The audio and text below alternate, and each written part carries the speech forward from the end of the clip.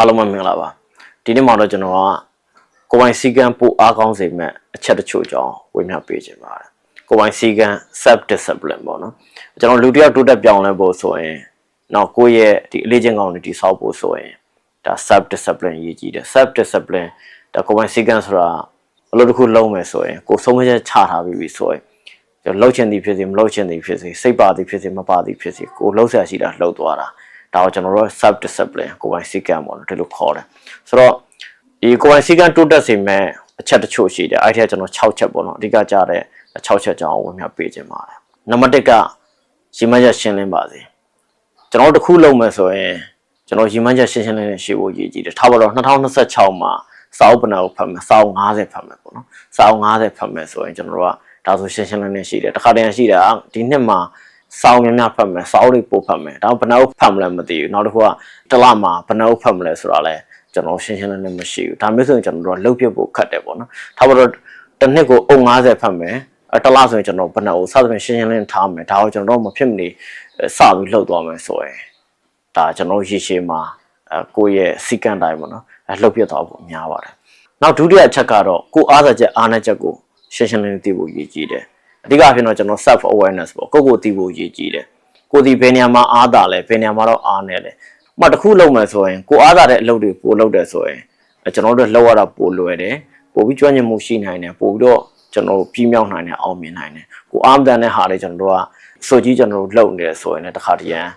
လှုပ်ပြီးတော့ရှေ့မရောက်တာတွေအလုံးမဖြစ်တာတွေရှိတယ်ပေါ့နော်အဲ့တော့ကိုသိဖို့ရည်ကြီးတယ်ဘယ်လုပ်တွေကတော့ကိုနဲ့အဆင်ပြေတယ်ဘယ်လုပ်တွေဒီကိုလောကကန်ခတ်တယ်ကျွန်တော်ဒီနှစ်ခုမှာ choice ရွေးချယ်စရာလိုလာပြီဆိုရင်ကိုတော့အားသာချက်ရှိတဲ့ဟာတွေပို့ပြီးတော့ရွေးနိုင်လေဒါပို့ပြီးတော့ကျွန်တော်တို့အလုပ်ဖြစ်နေပေါ့လေနောက်နံပါတ်3ချက်ကတော့တူသေးလေးတွေအစားပါကျွန်တော်တခုဆိုတာနဲ့တချို့ရှိတယ်ကျွန်တော်စင်ဖမ်းမယ်ကြာဖမ်းမယ်ကျွန်တော်အကြီးတွေရှောက်ပြောပြီးတော့ပြီးတော့ကျွန်တော်မလုပ်ပြတာရှိတယ်နှစ်စမှာကျွန်တော်တို့ဒီ new year အတွက်နှစ်သက်အတွက်ကျွန်တော်တို့ goal တွေချမှတ်လိုက်တယ်ကျွန်တော်မဖြစ်နိုင်တဲ့ကိစ္စတွေအကြီးတွေကျွန်တော်တို့ရှောက်ပြီးတော့လုပ်နေတာနဲ့ဆိုင်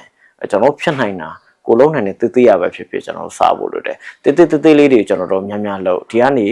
ေအချင်းရသွားမယ်အရှင်ရသွားမယ်ဆိုရင်ဒီတက်ပို့ပြီးကြီးတဲ့ဟာတွေလုပ်လို့ရတယ်နောက်တော့ဒီတေးလေးတွေစုပေါင်းပြီးတော့ result ကြီးမားမားတွေဖန်တီးလို့ရပါတယ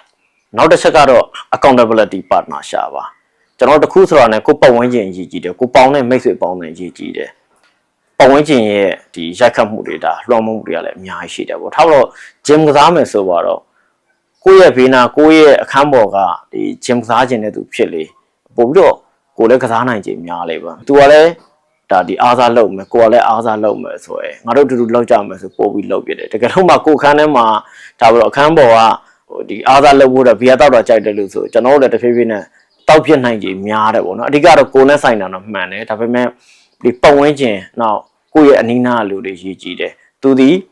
မှန်ကန်တဲ့အလုပ်တွေလုပ်နေဆိုရင်ကျွန်တော်မှန်ကန်တဲ့အလုပ်လိုက်လုပ်ဖြစ်ဖို့များတယ်။ तू ကကျွန်တော်ပေါက်ရလုပ်တယ်ဆိုကျွန်တော်လည်းပေါက်ရလုပ်နိုင်ကြရအနေနဲ့များတော့ရှိလာနိုင်တယ်ပေါ့နော်။ဒါအဓိကတော့ကျွန်တော်ခုနပြောလို့ကိုယ်နဲ့အဓိကဆိုင်တာမှန်တယ်။ဒါပေမဲ့ဒီပတ်ဝန်းကျင်ရဲ့ရိုက်ခတ်မှုပတ်ဝန်းကျင်လွှမ်းမိုးမှုတွေကျွန်တော်မေ့ထားလို့မရအောင်။ဒါကြောင့်မလို့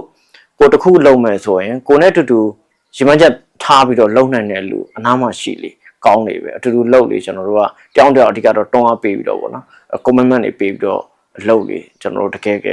်ကိုယ့်ရဲ့စီကံတိုင်းလုပ်ပြဖို့ပို့ပြီးတော့ရခိုင်တော့များလေးဖြစ်ပါတယ်နောက်တစ်ချက်ကတော့တိုးတက်မှုအတွက်ကိုအတိမတ်ပြုပါကျွန်တော်တို့ကိုယ့်ရဲ့စီကံတိုင်း discipline တိုင်းလုပ်ပါဆိုတာတခုဆိုတာနဲ့ကိုယ့်ရဲ့ပျော်ရွှင်မှုတွေစိတ်ချမ်းသာမှုတွေဒါတွေကျွန်တော်တို့ကပြစ်ပယ်ပြီးတော့အများတိုင်းပြင်မှန်ကျွန်တော်တို့လုပ်နေဖို့ဆိုတာမဟုတ်ကိုလည်းကျွန်တော်တို့ကဒီစိတ်ချမ်းသာအောင်ပျော်ရွှင်မှုတွေရအောင်ဒါထားဖို့လည်းရည်ကြီးပါတယ်အမှတခုလုပ်ပြီးဆိုတာနဲ့ကိုပြန်ပြီးတော့ဒီအတိမတ်ပြူတာစုချီးမြင့်တာပေါ့နော်ဒါမျိုးတွေကျွန်တော်တို့လှုပ်တယ်နဲ့ဥပမာထားပါတော့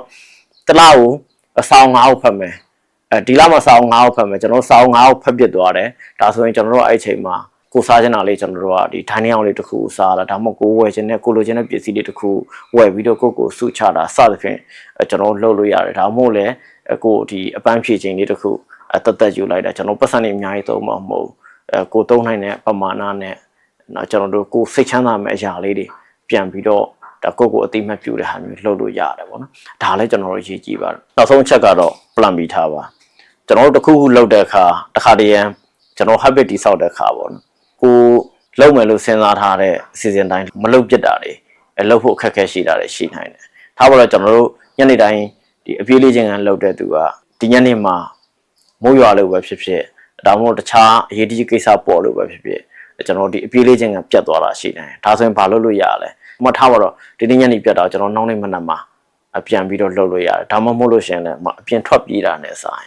ကျွန်တော်အိမ်ထဲမှာအပြေးလေးခြင်းလှုပ်လို့မရဘူးလားပေါ့စသဖြင့်ကျွန်တော်ဒီနည်းနဲ့မရရင်နောက်နည်းနဲ့လှုပ်တာမျိုးပေါ့နော်ကျွန်တော်တိဆောက်လို့ရတယ်ဒါကြောင့်မလို့ပြန်ချုပ်ရရင်တိုးတက်ပြောင်းလဲဖို့အတွက်ဒီ self discipline ကိုယ်ပိုင်စည်းကမ်းနဲ့လှုပ်တတ်ကြတဲ့ဖို့အရေးကြီးတယ်